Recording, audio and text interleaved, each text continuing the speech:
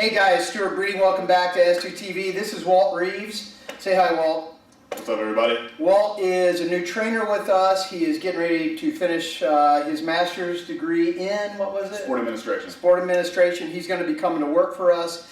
Walt's got a lot of things going on with his squat, and I thought, you know what a great opportunity for us to finally do a series on the squat, starting with the body weight squat. And a little sneak peek, the Biohacker, my new book will be coming out soon. There's a whole chapter entitled Born to Squat, getting into the fundamentals of the squat. There's a lot of tutorials out there, a lot of people talking about how to squat. What I want to do is do a very comprehensive look at the squat. We're going to do body weight squat first. We're going to go to the low bar back squat, high bar, and then look at front squats as well. Alright guys, so in the Biohacker I talk a good bit about the squat. I talk about the history of the squat. The squat is something that has been in your DNA for millions of years. We see primates sitting in deep squats. They're giving birth in the squat. They're eating in the squat. They gather food in the squat. It's the rest-ready position for a primate.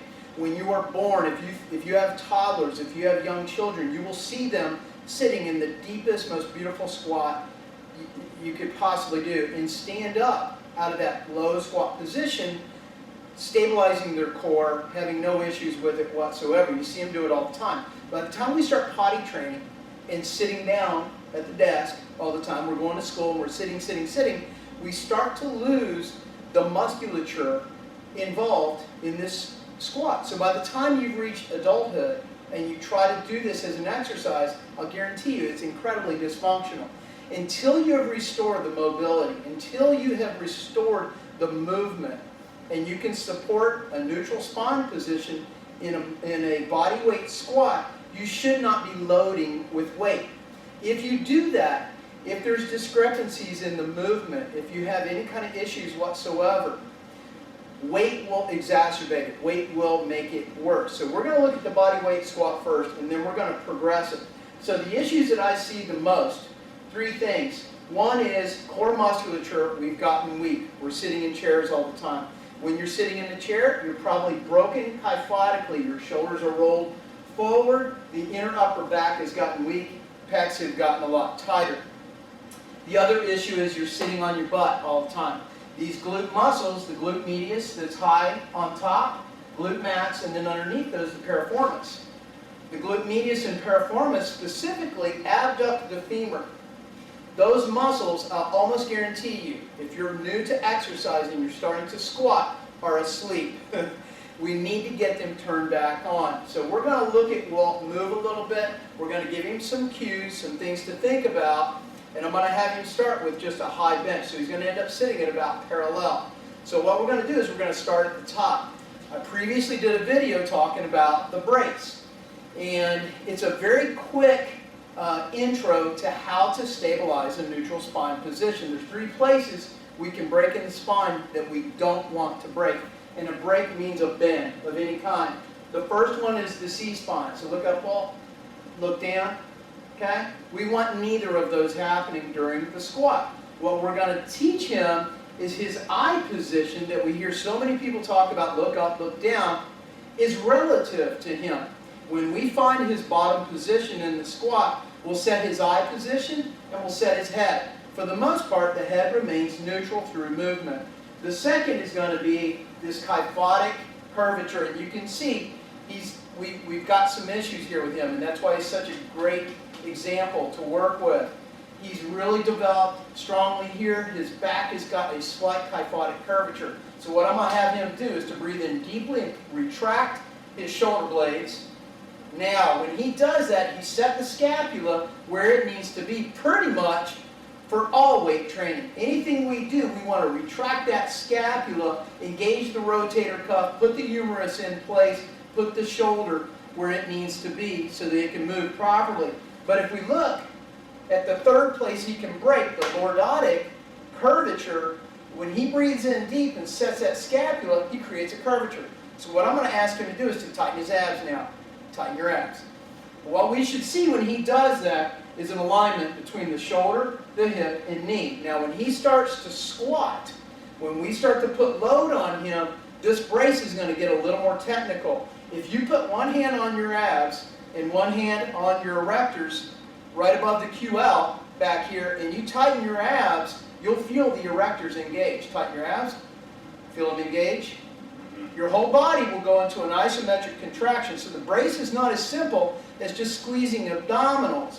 The brace is a 360, and when we get a belt on, we'll learn how to use that belt and fill the obliques, the erectors, and abs, and create this internal pressure so we can stabilize that spine under load. For now, as a beginner, it's a good cue, because if I say, squeeze your erectors, you can't do it, can you? But he can squeeze his abs. He knows how to do that. Squeeze them. So if he squeezes those abs, if the shoulders are back, I know this spine is going to stay in a relatively neutral position. The next thing I'm going to do, go ahead and turn back to the camera, is we're going to get his feet set up about a width that's going to be appropriate for him. Now when I start the body weight squat, I'm always going to start with the idea that I want my primary mover, which is my hips, to primarily move. As we graduate him from a bodyweight squat, my next progression is going to be with maybe a goblet, and then I'll go to the bar. And today we're going to go to the bar, and specifically I'm going to go to the low bar back squat, because I want him to learn how to find these hips and the stretch reflex and the hamstring. So I'm going to start that by teaching him how to hinge at his hips first. So he's going to set this brace up. We're going to have an object behind us. Go ahead and turn again. Spread your feet apart about shoulder width. So the inside of the heel is going to be roughly on the outside of the shoulder. The toes are going to be pointed out about 15 to 20 degrees. We don't want to rotate them too far, because if you do that, there's no reason for the piriformis and glute medius to abduct. You're basically doing a plie, this type movement. We want to hinge and get these puppies turned on. So I'm going to go through the checklist. Head position, shoulders retracted, tight abdominals. He's going to skip all the way through the abs and go into the feet. He's going to push into the ground and screw his feet into the ground and create torque. And if you do this, you'll see the quad and femur rotate out and the glutes will activate. Do it. You'll see his shorts when he does it. You'll see him kind of pull in. So go in and out of that, Walt. Relax your feet, and then push into them and screw them into the ground. Feel the abduction? Yeah. Feel your glutes engaged? So from here, I'm going to have him reach forward. He's right against this bench. And the first thing we're going to do is learn how to do a hip hinge. Your hip hinge is the epicenter of the squat, of the deadlift, Romanian deadlift, on and on and on and on and on and on. So what we're going to do is to move only at the hip. So what I want him to focus on is to push his hip, reach back to the opposite side of this bench, and then start to bend naturally and slowly, loading the hip, feeling the stretch, stay balanced. Come back up. Load, go halfway to the bench. Reach, reach, reach, reach, and you'll start to see one of the issues that he's having. Walt's background came from football. Tell them about your background a little bit. Keep doing it. What were you doing with Mississippi State? I worked in the strength and conditioning staff for 2 years at Mississippi State. Okay, so he's predominantly working with football players and doing a lot. The majority of what he was doing was Olympic weightlifting. Okay, so you can see how he's fighting sitting back, because he's trying to keep his spine in an erect position. There's a difference between being vertical, erect, and neutral. And it has to do with where the bar is going to end up. And also his body weight. If he stays perfectly straight up and sits back, do it, what's going to happen to Walt? At some point, he's just going to fall. He can't support that body weight. So what has to happen is, as this hip is coming back, it looks as though he's going forward. He's not. His back is relatively in the same plane. Now start to sit in that position. If we think of keeping the shoulder over the knee, now come back up. Do it again. We're just working the hip. And if you do this correctly, come forward, come into it, hips. He's still trying to stay too erect. And that's what we're going to fix today. He cannot sit in a low squat position with a straight spine. It's impossible. The angle of your back is going to be relative to your spine, how long it is, and femur length. It is relative. But what everybody can do is learn how to start to move from the hip first. Move from the hip. We're not going to let the knees go at all. Keep sitting, sitting, sitting. Keep sitting. Bend, bend, bend. That's about as far. See him start to get into his knee? That's a hip hinge. Drive back out of it. All right, guys, so we're going to change positions here a little bit. I'm going to do a couple all the way to the floor, and then I'm going to have Walt do it. And I'm going to do it from two different angles. So I'm going to start head position. My shoulders are retracted. Abdominals are tight. I'm going to push my mind all the way through the legs, screw the feet into the floor. The first thing that I want to move is my hip. And you will feel at some point, that's as much as I can load that hip. My hamstring is as tight as I can get it. So if I were to continue, for instance, in a Romanian deadlift, this would be the start position. I would flex my back flatter, and this is the perfect bent row position, or the Romanian deadlift. My hip is hinging, my tibia is straight up and down. Now what I have to learn to do is to move into a hip hinge, and at some point I'm going to hit that wall. From here, my knees are going to flex, meaning they're going to push forward towards the knee and abduct. And what it's going to do is lower my spinal position from the hip hinge down below parallel. At 90 degrees is when the piriformis and the glute medius are pulling the femur apart, and that's allowing me to sit in this pocket with structure in a neutral spine position and stand back up. It's not as easy as it looks, and that's why I'm being a little more technically involved. Yes, it's just your body weight, but there's a right and a wrong way to do it. And if you spend the time here and get these fundamentals correct, and you start to load, it's going to be a hell of a lot easier. From the side, head position is neutral. Shoulders are retracted, abs are tight. I'm screwing into the floor, and I'm going to hip hinge. Notice how my knee has not gone anywhere. That's as far as I can hinge. I just can't go any further, right? My spinal position is about what shape? Well, what do you think, about 75 degrees-ish? 75. Somewhere in that neighborhood? Yeah. I'm going to see if I can continue to hold that posture, and imagine if the bar were on the spine of the scapula over the center of my foot.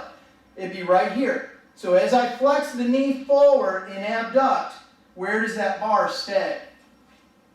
Over the midline. Over the midline. This is the goal of the bodyweight squat, guys, is to be able to move in such a way as to keep that bar over the center of the foot. Triple flexion, triple extension, moving the hip, the knee, and the ankle in such a pattern. For me, it's going to be different for Walt. It's going to be totally different for you. So there is no one way to squat. There's good practices. Stabilize the spine, turn on the glutes, hinge your hips. You're going to have a certain degree of flexion. Everybody's dorsiflexion, this ability to move the knee forward, is totally different. Okay? And it's going to increase or decrease depending on how long your torso is to your femur. But once again, line everything up, tighten the glutes. I'm going to hip hinge, open the knees, flex them forward, sit in the pocket, and when I come up out of this, it's organized. I'm going to push my hip through the spine and raise it right back up, as opposed to the hip shooting up, I break my core and roll my way up. So we're going to be right back and see how Walt does. All right, guys, the ultimate test. We know I can do it, but can I teach Walt how to do it? So we're going to see how he does here. All right, so let's start facing the camera first. All right, so spinal position. We're going to go head. Shoulders are retracted, abs are tight. He's going to screw those feet into the floor. And I can already tell his stance is going to be too narrow for this. And once again, that's that Olympic training in his nervous system that he's defaulting to, which is a ton of dorsiflexion. And we're going to get to those front rack squats in a progressive manner. So once he sets that up, his feet are in alignment. He screws them in. Let's go into hip hinge. Drive it back, drive it back. At some point, I want you to run into a wall. Don't go any further. Now, keep sitting. You'll notice that he keeps sitting and he keeps where that bar would be, over the center of the foot. Keep sitting, pushing back. So you'll see he's running into some mobility issues already. He can't break. He's really at about 105 degrees, so turn to the side and do it, Walt. But you can see from that front, you can see his femurs abducting and at least allowing him to start to sit in that pocket. Okay? Spinal position. Don't go knees yet. Hips only, and that's about it. You feel that? Feel that tight hamstring? Now let your knees start to push forward, hold that spinal position, push them apart, abduct, keep screwing into the floor. Keep screwing into the floor. Keep screwing. So you can see he's getting to about 105 and he's doing a better job. If I brought his spine back to an erect posture like he was doing it, just try to do it. Start straight out in your spinal position. Try to go vertical from there. Leave your hip and go vertical.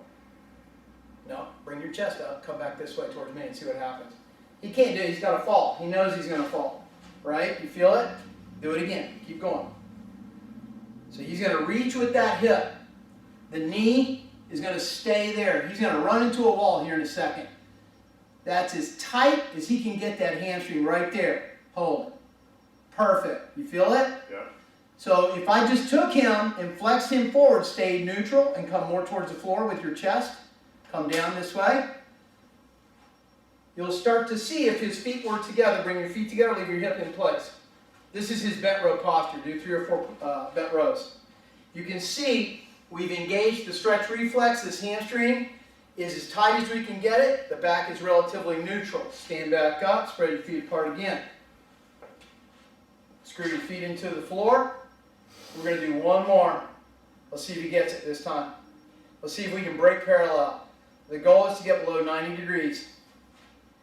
He's going to reach, and if you reach forward, it will help counter the body weight, the amount of weight that's being pushed behind you. At some point when we put a bar here, it'll all equalize. Keep sitting, open the knees, keep pulling them apart, keep pulling them apart, keep pulling them apart, sit vertical. Now he's broken parallel. We're going to see, and we can see he's got a little bit of kyphotic curvature here. We need to fix this before we load him, because if I load him with weight here, what's going to happen? This back is going to get weaker and weaker and weaker, and it's just going to trickle all the way down into the rest of his mechanics. So he's got some homework to do. Try to come out of that, stay vertical as possible. Good job. So I hope that makes sense to you guys. I know it's probably a little longer video, but if you really work on these components before you load your body, I will promise you, you're going to be thankful, because there's injuries down the road. If we load him too heavy, you can see his back tightness. It's an issue the lower he gets. So we could do a couple of things. We could take his range of motion and decrease it a little bit and work some perfect mechanics. But before we're going to load him too much, we're going to make sure we get this kyphotic curvature fixed and some mobility issues taken care of down here. Good job, Walt. Appreciate it. All right, man.